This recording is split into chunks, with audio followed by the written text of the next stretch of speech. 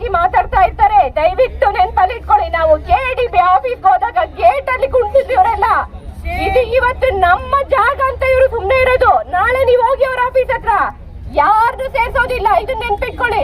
ನಮ್ಮ ಮಕ್ಕಳಿಗೆ ಈ ತರ ಚರ್ಮ ಕಾಯಿಲೆ ಬರ್ತಾ ಇದೆ ಅಲ್ವಾ, ಯಾರ್ ಕಾರಣ?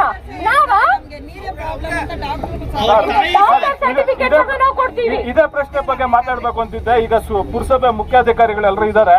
ಇವತ್ ನೀವು ಬೆಳಿಗ್ಗೆ ಇಲ್ಲಿ ಬರ್ಬೇಕಾದ್ರೆ ಸನ್ಸ್ಕ್ರೀನ್ ಅದೆಲ್ಲ ಹಾಕೊಂಡ್ ಬರ್ತೀರಾ, ಯಾಕಂದ್ರೆ ನೀವು ಸ್ಥಿತಿವಂತರು. ನಮ್ಮ ಅಷ್ಟು ಸ್ಥಿತಿವಂತರು ಇಲ್ಲ, ನಮ್ಗೆ ಅಷ್ಟು ಬುದ್ಧಿವಂತಿಕೆನೂ ಇಲ್ಲ. ನಮ್ಮ ಮಕ್ಕಳ ಪರಿಸ್ಥಿತಿಗಳನ್ನು ನೋಡಿ, ಬಂದು ನೋಡಿ. ಈ ತರ ಚರ್ಮ ಕಾಯಿಲೆಗಳು ಇವತ್ತಿನ ತನಕ ನಮ್ಮ ಮಕ್ಕಳಿಗೆ ನಾವು ಎಷ್ಟೋ ದುಡ್ಡನ್ನು ಖರ್ಚು ಮಾಡ್ತಾ ಇದೀವಿ. ಯಾವ್ದು ಪುಕ್ಷಟಿ ಬರ್ತಿಲ್ಲ. ಅದೇ ಭೂಮಿಗಳಲ್ಲಿ ಇವತ್ತು ಅಕ್ವಿಡೇಷನ್ ಅಂತ ಏನ್ ನಡೀತಿದೆ, ಆ ಭೂಮಿಗಳಿಂದ ನಾವು ಕಷ್ಟಪಟ್ಟಿರೋ ಹಣದಲ್ಲಿ ತೋರಿಸ್ತಾ ಇದೀವಿ, ಇನ್ನೂ ವಾಸಿ ಆಗ್ತಿಲ್ಲ. ಯಾವುದೇ ಆಸ್ಪತ್ರೆಗೆ ಹೋದ್ರು ಇದು ನೀರಿನ ಸಮಸ್ಯೆ ಅಂತ ಹೇಳ್ತಾ ಇದ್ದಾರೆ.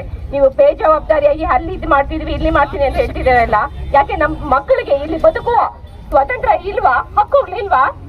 ನಿಮಗೆ ಏನ್ ಹೇಳ್ತೀರಾ? ಇವರೆಲ್ಲ ನೀವು ಮೇಡಮ್ ನಾರೆ ಯಾರು ಅದು?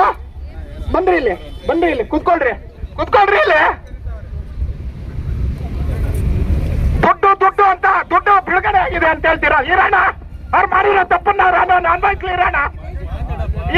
ಇರೋಣ ಮೇಡಮ್, ದುಡ್ಡು ಅಂತ ಇದ್ದೀರಲ್ಲ, ಇಷ್ಟು ದಿವಸ ಏನ್ ಮಾಡ್ತಾ ಇದ್ರಿ? ನಿಮ್ ಡಿಪಾರ್ಟ್ಮೆಂಟ್ ಏನ್ ಮಾಡ್ತಾ ಇತ್ತು?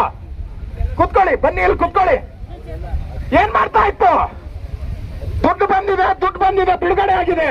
ಯಾರ ದುಡ್ಡು ಬಿಡುಗಡೆ ಆಗಿದೆ? ನಮ್ಮ ನೀರನ್ನ ಹಾಳು ಮಾಡಿದವ್ರು ನೀವು.